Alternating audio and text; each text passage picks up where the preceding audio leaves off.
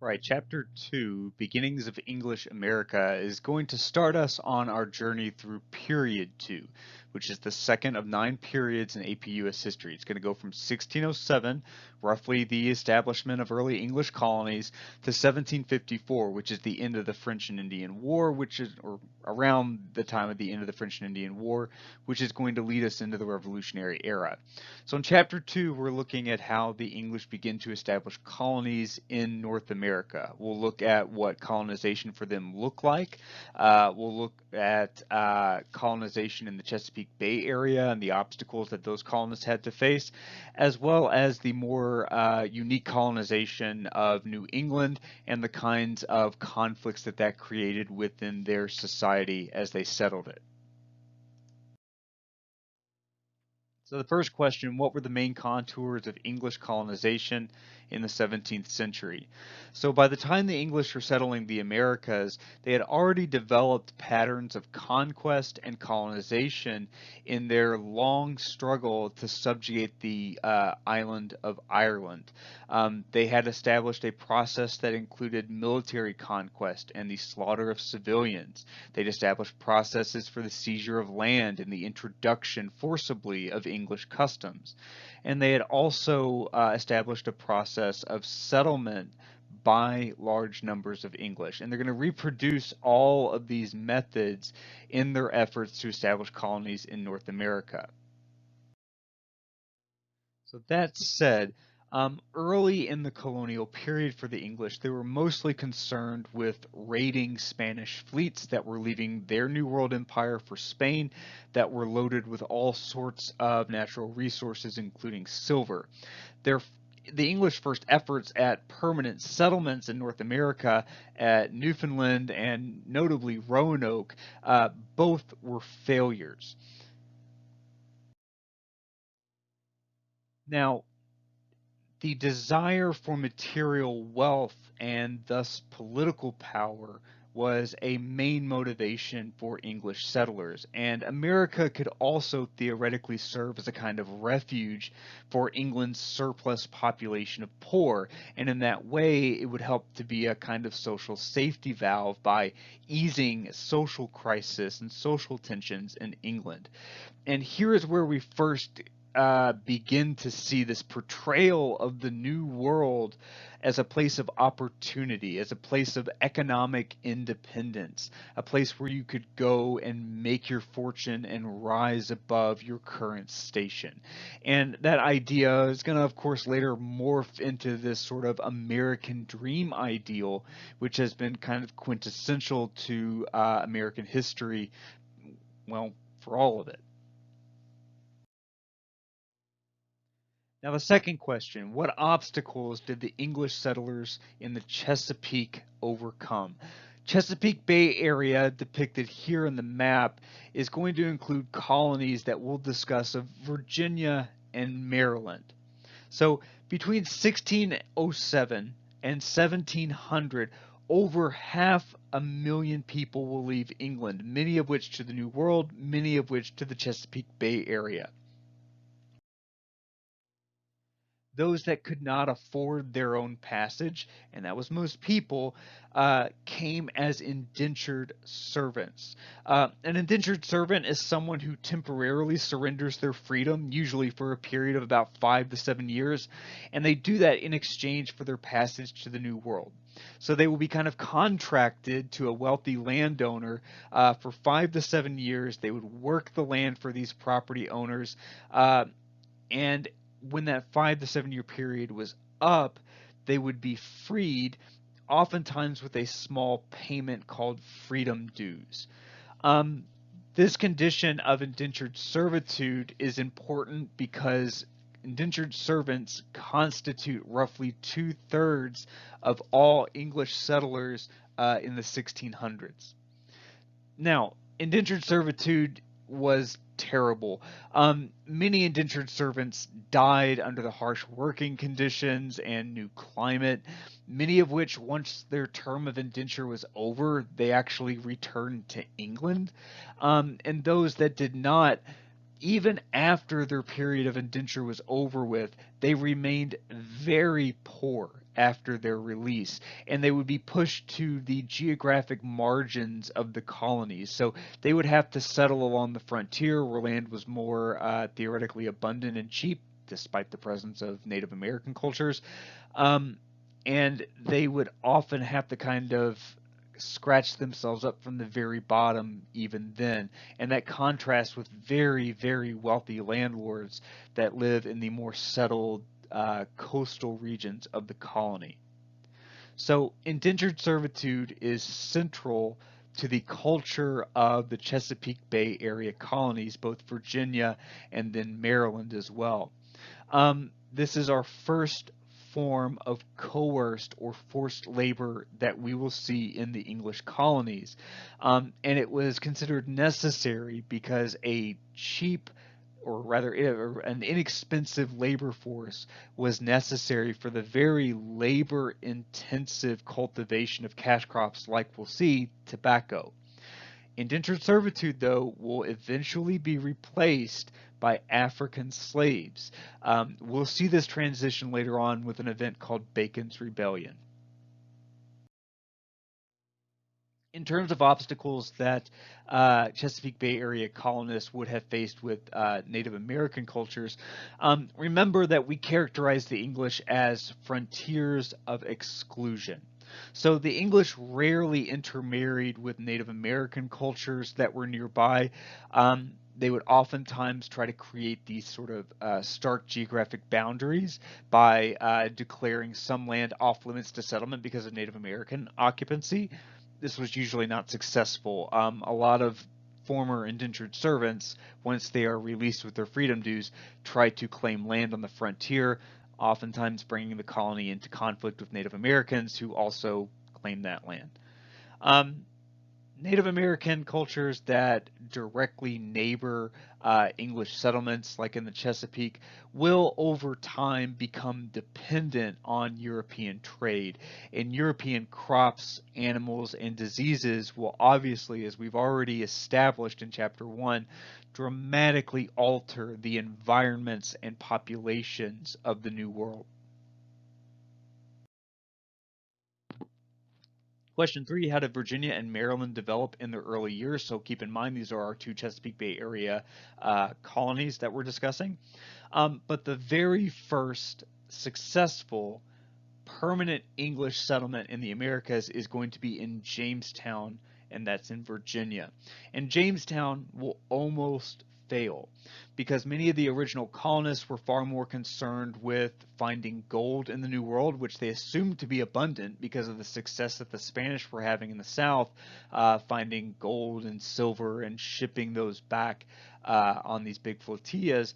But they were more concerned with finding gold than they were with doing things like farming and establishing the infrastructure necessary to have a successful colony. That's going to lead to raiding of local Native American tribes, theft of their land and resources and things in order to try to survive. And that means they end up with very poor relationships with Native American tribes, their neighbors, the Powhatan, for example. And that hostility will make it harder for them to operate, to gather resources and things. And this is going to lead to a period of time referred to as the starving time, where disease and starvation decimated, well, more than decimated, decimated just means 10%.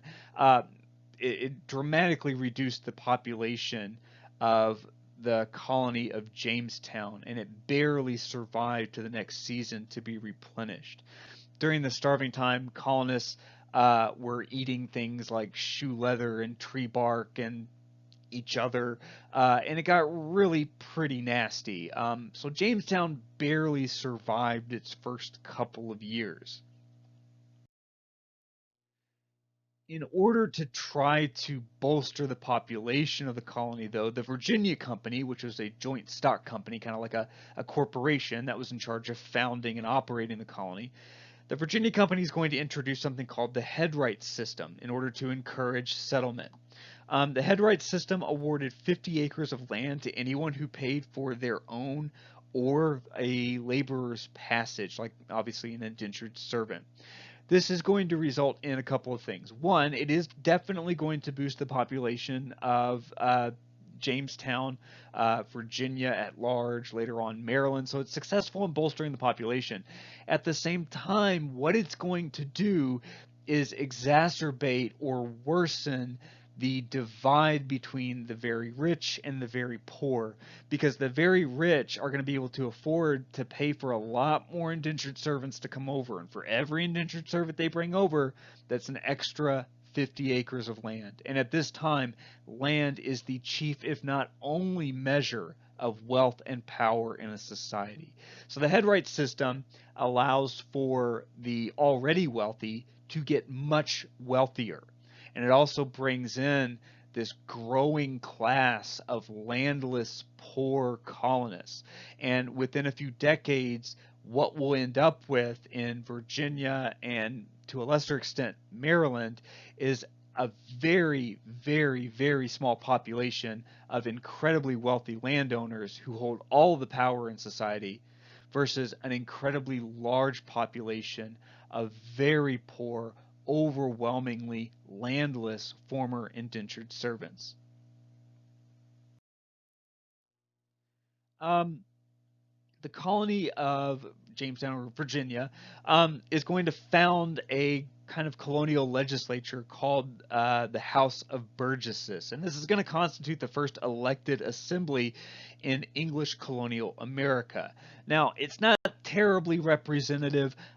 Only landowners could vote or be elected to the House of Burgesses. So this is less democracy and more, it's not aristocracy because they don't have titles, but it's rule by the very, very rich.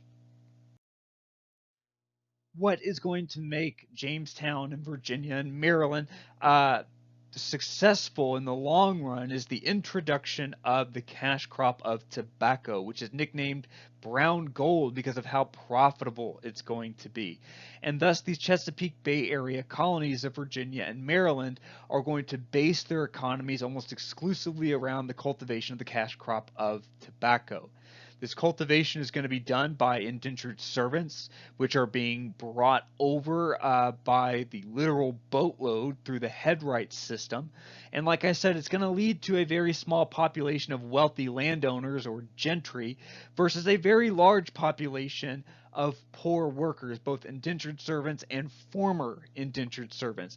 And as you might expect, this is going to create some social tension that is eventually going to boil over, as we'll see later on with an event I mentioned earlier called Bacon's Rebellion. Um, uh, Really quickly, I'm characterizing Virginia and Maryland as more or less pretty similar in their cultivation of tobacco, use of the headright system, and indentured servants. But it's worth noting that Maryland had a significant population of Catholics as opposed to Jamestown and Virginia at large, which were certainly overwhelmingly Protestant. And Maryland's going to have less of a eruption of social tension between the very rich and the very poor, because in Maryland, on top of awarding freedom dues to former indentured servants to give them kind of a start in their new life, they're also going to award them 50 acres of land, which helps to avoid the creation of a large landless class of poor. They're still poor, but they have some land on which to try to improve their situation. Now, directing our attention northward, we want to look at what made the English settlement of New England distinctive. And New England is a different region from the Chesapeake Bay. New England was settled primarily by a religious group called the Puritans, who were an offshoot of the Church of England. They wanted to purify, hence their name, they wanted to purify the Church of England of any Catholic influences it might still have. And they were very strict and created a very strict theocratic society, or a very strict society ruled by the law of religion. They fled persecution, a religious persecution in England, to found what they saw as a city upon a hill, according to John Winthrop, their founder. And what they mean by city upon a hill is that they're going to create a kind of model Christian society for the rest of the world. That said, even though they are fleeing religious persecution and seeking religious freedom and toleration in the New World, they were not religiously tolerant themselves. So they did not grant religious toleration for non-Puritans within their society, and people that stepped outside the social bounds of this strict theocratic society often found themselves persecuted or even exiled. Another group in New England, very similar to the Puritans, are a group called the Pilgrims. They're actually, well, if the Puritans are an offshoot of the Church of England, Pilgrims are an offshoot of Puritans. They don't just want to purify the Church of England of its Catholic influences. They think it's beyond purification. It's beyond saving. So the Pilgrims are separatists. They want to separate altogether from the Church of England, from the Puritan religion. They are going to found the Plymouth Colony, also known as Cape Cod, in 1620, and in doing so, they are going to draw up the Mayflower Compact, which was the first written frame of government in what would become the future United States. And a written frame of government is more or less kind of like a constitution, where we write down what a government can do and what it cannot do. And that's important in creating a kind of limited government model where the government can't do whatever it wants. It's controlled to a degree by its citizens because they've written a written form of government. So Puritans are going to settle what you see here, the Massachusetts Bay Colony, whereas the Pilgrims are going to be in the Plymouth Colony. And they created a society based around patriarchal families or male-centered families, and their society, both at home and in public, very much limited the rights of women. They were essentially non-citizens and had no kind of legal identity apart from their husbands or fathers. Puritans and Pilgrims created close-knit, homogeneous societies that were based around agriculture and commerce. So they're not based around a single cash crop like tobacco in the Chesapeake, but rather small farms and coastal trade. Now, I've characterized New England as close-knit and homogeneous, or all kind of the same and uniform and monolithic, but there were certainly sources of discord, disagreement, and tension within their societies. There was certainly discord from within, as you have some individuals that dissent or disagree with the rigid theocratic model that's been established here. So one good example is Roger Williams, who advocated for religious toleration of all groups, as well as freedom of thought, as opposed to doing what you're told by the clergy and not thinking about it. Roger Williams, for these radical ideas, is going to be exiled from the Massachusetts Bay Colony, and he will take many of his followers with them, and they will be among the first to found the future colony of Rhode Island. A similar but probably better example, because it's more likely to show up on the AP exam, is the Dissenter and Hutchinson. Like Roger Williams, she advocated for religious toleration and freedom of thought, but making matters worse for Puritan society was the fact that she was a woman, and to stand up to the authority of the male clergy was a usurpation of gender roles of the time. So she's challenging not only Puritan religious doctrine, but also the authority of the male clerical hierarchy. So she too, like Roger Williams, will be exiled from the Massachusetts Bay Colony. She and her followers will go on to help found Rhode Island. So Roger Williams and Anne Hutchinson are two very similar examples, but if you're only going to be able to find headspace for one of them, I would remember Anne Hutchinson. Another challenge that's faced by New England as time goes on is declining church membership. So over time, the religious zeal of the original colonists began to wane with their children and grandchildren, and as we begin to see full church membership decline. And to be a full member of the Puritan Church, you had to be not only baptized, but also you had to display this public conversion experience, kind of as like kind of a second catechist to get in. But this wasn't happening. A lot of children were being baptized, but they weren't displaying that kind of conversion experience. So what the governments and the church in New England are coming up with is something called the Halfway Covenant. Halfway Covenant was designed to address declining church membership. The easy way to look at this is that it eased requirements for church membership. It made it easier to be a member, kind of a halfway member of the church, by allowing the baptism of the children of the baptized but unconverted Puritans. So if you are a Puritan that has been baptized but you haven't had the conversion experience, the halfway covenant is going to allow for your children to be baptized. So it's making it easier to be a member of the church in an effort to try to ease or rather lessen the declining membership that they begin to see after the first couple of decades. So these are the first English colonies, the colonies in the Chesapeake and the colonies in New England. These will obviously grow and become more complex over time. We're going to add more colonies as we go along, but all of them are really based more or less in the basic structures that are established by these two original groups or regions.